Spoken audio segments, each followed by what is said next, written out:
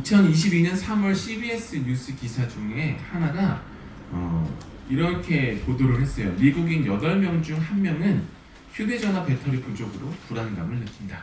그러니까 배터리가 부족해지면 갑자기 사람이 막 불안해진다는 거죠.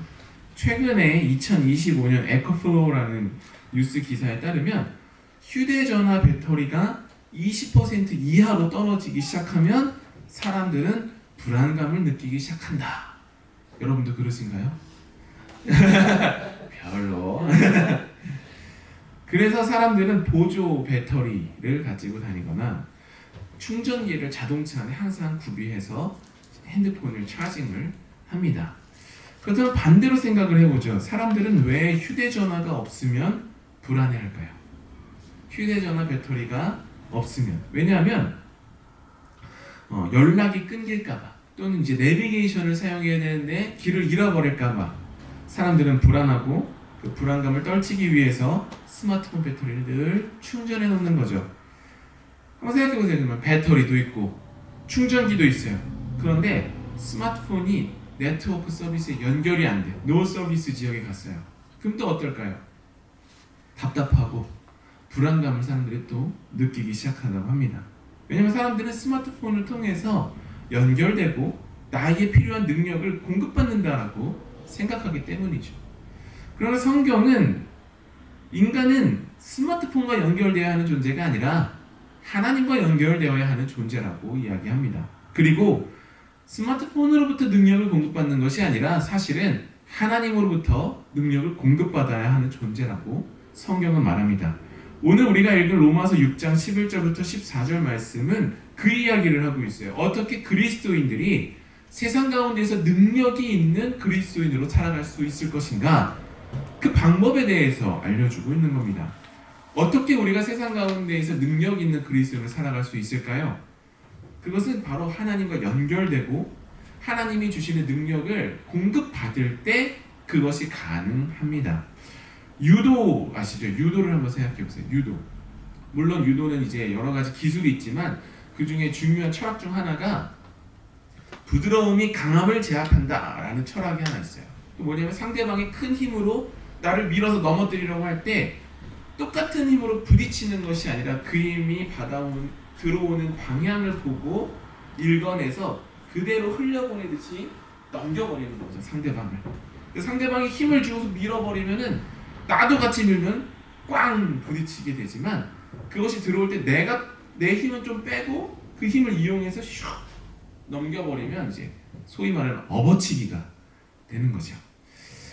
우리의 믿음이 이런 유도의 원리와 좀 비슷합니다. 많은 그리스도인들이 신앙생활 하면서 좌절할 때가 있어요. 언제 좌절하냐면 나는 예수님을 믿는데 왜 변하는 것이 없을까? 왜 나는 계속해서 똑같은 죄를 반복하고 나쁜 습관에 계속해서 패배할까? 내가 이것이 잘못된 것인 걸 알고 회개했는데 왜 똑같은 실수를, 잘못을 반복할까? 이런 생각을 하면서 사람들은 자기의 믿음을 탓하기도 하고 또는 자기의 의지가 약한 것은 아닐까 하면서 스스로를 의심합니다. 그리고 더 나아가서 의심하는 데서 멈추지 않고 정죄하기도 하죠. 어떤 사람들은 나는 모자란 사람이야, 나는 여전히 부족한 사람이야 하면서 스스로를 사랑하지 못하고 계속 스스로를 향해서 그렇게 정죄와 판단을 합니다. 그러나 사실 그렇지 잘못된 생각입니다. 존 웨슬리에 따르면 거룩한 삶, 성화의 비결은 인간의 노력과 의지에 달려있지 않다라고 존 웨슬리는 말했어요. 존 웨슬리는 거룩한 삶의 비결은 하나님이 끊임없이 부어주시는 그 은혜를 공급받는 것이라고 이야기했어요. 사람이 자기 힘과 자기 노력으로 만들어가는 것이 아니라 하나님이 공급해 주시는 그 은혜를 공급받아야만 우린 거룩한 삶을 살 수 있다라는 겁니다. 즉 죄의 유혹이 우리에게 딱 찾아왔어요. 유혹은 강하죠.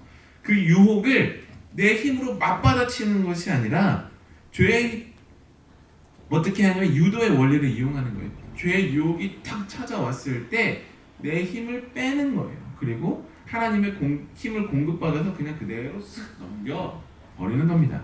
내 힘은 빼고 하나님을 향해 마음을 활짝 열고 하나님이 공급하시는 은혜가 나를 통해 일할 수 있도록 하고 마침내 승리하는 것, 그게 바로 복음이 말하는 삶의 승리의 원리입니다.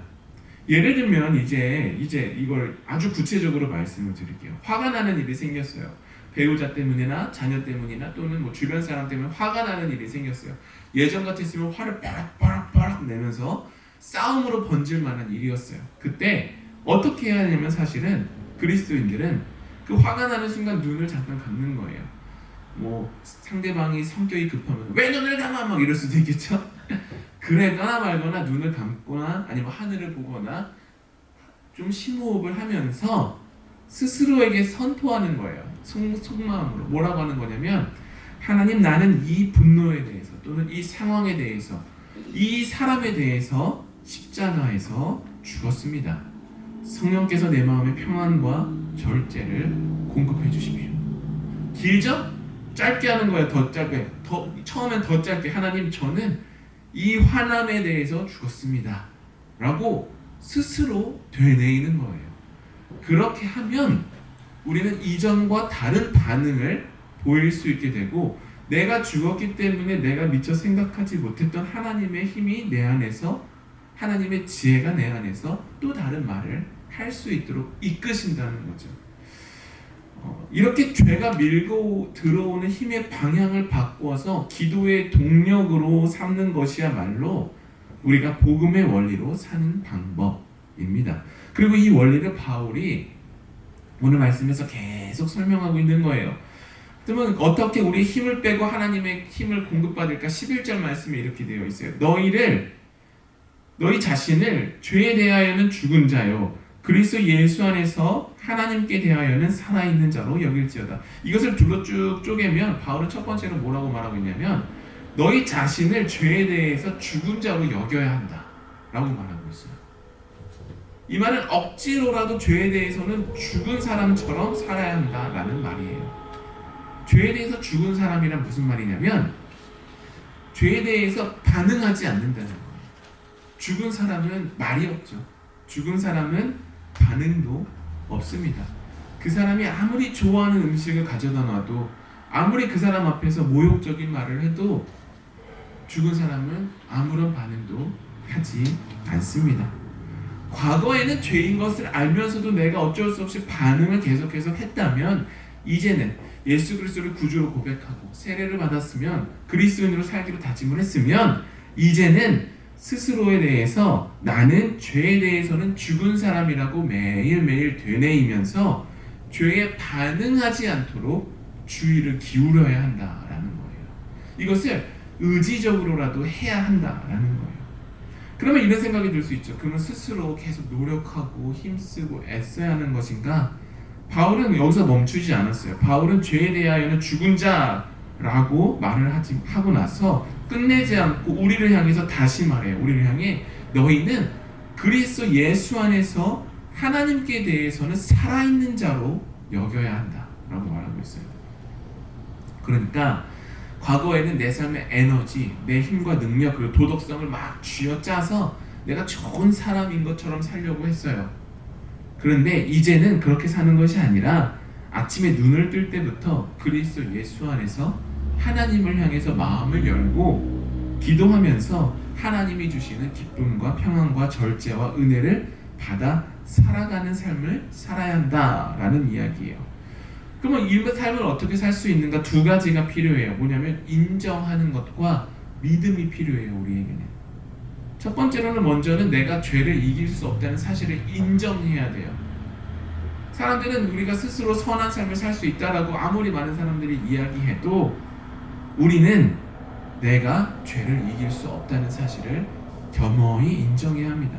감리교적으로 말하면 이것을 선행 은총에 대한 인정이라고 말할 수 있어요. 내가 아직 죄인 되었을 때 나를 찾아와 나를 감싸 안아주시는 하나님의 은혜에 내가 전적으로 의지해야 된다는 거예요. 내가 죄를 이길 수 없으니까. 즉 죄와 싸워 이기는 유일한 방법은 무엇이냐면 죄의 유혹과 어떻게 싸울까에 집중하는 게 아니에요. 그게 아니라 나를 찾아오시는 그 하나님의 은혜에 내가 집중할 때 그 죄의 유혹과 싸워서 이길 수 있다는 거예요. 그러니까 내가 이게 죄야, 이게 죄야, 이게 죄야 여기에 집중하면 매일 죄에 질 수밖에 없어요. 그게 아니라 나에게 찾아오시는 그 하나님의 은혜, 내가 그 은혜를 누리는 사람이라는 그 정체성을 매일매일 확인해야지 이 유혹들을 이길 수 있다라는 거죠. 그 후에 우리의 필요한 것은 하나님이 내게 능력 주시는 분이라는 것에 대한 확신과 믿음이 필요합니다. 우리 안에 선한 것이 없고 힘이 없음을 인정하고서 좌절하고 낙담하는 데서 멈추는 것이 아니라 하나님이 계신 것과 그분이 우리 안에 무한한 능력과 은혜와 힘을 주시는 분임을 우리가 신뢰해야 된다는 겁니다. 감리교에서는 이를 성화의 은혜라고 말해요.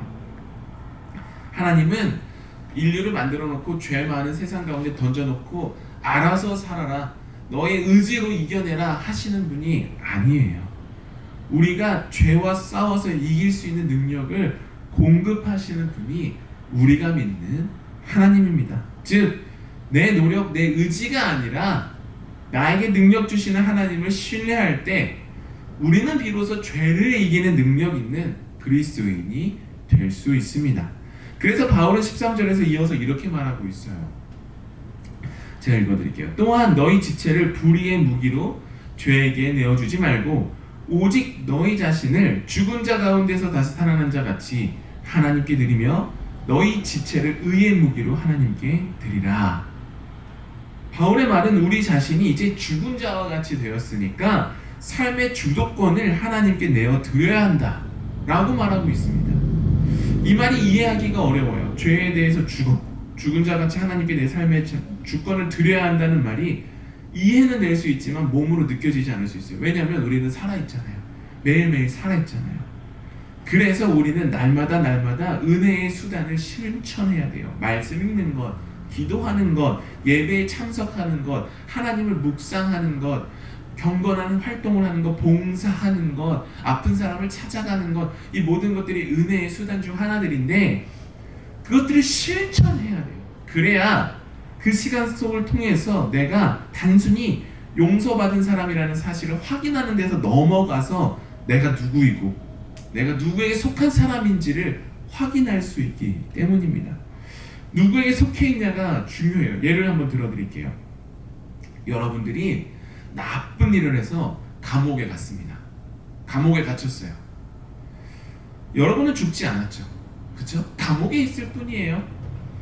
그러나 무언가에 매여 있어서 자유롭지가 않죠. 감옥에 있을 때는. 그러나 시간이 지나서 감옥에서 나오게 되면 여러분은 여전히 죽지 않았지만 과거 감옥 안에 있었던 나와 현재 감옥 밖에 있는 나는 무언가가 달라져 있죠. 이해가 되시나요? 감옥 안에 있었던 나는 똑같은 나예요. 지금 감옥 밖에 나온 나와 감옥 안에 있었던 나는 똑같은 나인데 무언가가 바뀌었어요. 내가 속해 있는 곳이 변하면서 나에게 미치는 영향력이 바뀌게 되었던 거죠. 감옥 안에 있을 때는 죄수로서 그 감옥 안의 규칙을 따르면서 계속해서 억압되어 있는 상태에 있었는데 이제는 그것이 다 없어지고 감옥 밖으로 나왔을 때는 나는 자유로운 사람이 되는 거예요. 나는 똑같지만 나에게 미치는 영향력이 달라지게 된 것이죠. 왜냐하면 내가 속한 곳이 달라졌기 때문입니다. 감옥에 속했던 나와 자유로운 바깥 세상에 속한 나는 다른 거예요. 마찬가지로 과거 죄에 대해서는 스스로 책임지고 스스로 죄와 싸우다가 쓰러지고 패배하고 죄에 속박되어 살아갔지만 그리스도 예수를 믿음으로 세례를 받음으로 더 이상 우리는 그렇게 살아갈 필요가 없어진 거예요. 이미 그리스도께서 승리하셨고 우리는 그 승리를 내 것으로 믿으며 날마다 말씀과 기도라는 예배라는 은혜의 수단을 통해서 하나님이 공급하시는 능력을 받아서 죄를 넉넉히 이기는 승리의 삶을 살아가는 거예요. 과거에는 내가 매여 있었는데 이제는 매여 있지 않기 때문에, 과거에는 내가 죄에 매여 있었지만 이제는 은혜 아래에 있기 때문에 그때의 나와 지금의 내가 살아있다는 사실은 똑같지만 내가 속한 곳이 다르기 때문에 이제는 우리는 이전과 다른 삶을 살아갈 수 있는 겁니다. 어떻게요? 내가 하나님의 은혜 안에 속해 있음을 깨닫고 내 삶의 주권을 하나님께 드리고 하나님이 공급해 주시는 능력을 받음으로 우리에게 주어진 하루하루의 삶을 살아갈 수 있습니다. 14절을 이렇게 보십시오. 바울은 우리가 변한 정체성을 이렇게 말하고 있어요. 죄가 너희를 주장하지 못하리니 이는 너희가 법 아래 있지 아니하고 은혜 아래에 있음이라. 우리는 어떤 사람이래요? 이제 은혜 아래에 있는 사람이라고 바울이 말하고 있습니다. 우리가 아무리 실패하고 아무리 넘어진다고 해도 어떤 법도 우리를 삼키지 못한다는 거죠. 우리는 우리를 다시 치유하고 다시 일으켜 세워주시는 그 하나님의 은혜의 능력 아래에 있음을 믿으시길 바랍니다.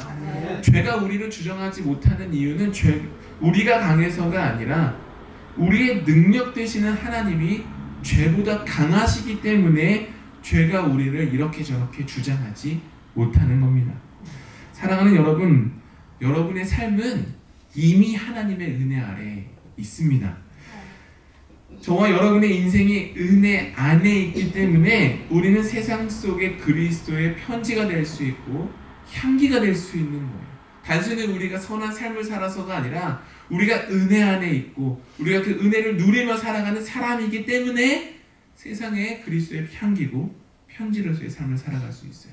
반대로 이야기하면 우리가 은혜 안에 머물지 아니하면 세상에 향기를 낼 수도 없고 그리스도의 편지를 전할 수도 없다는 이야기지요.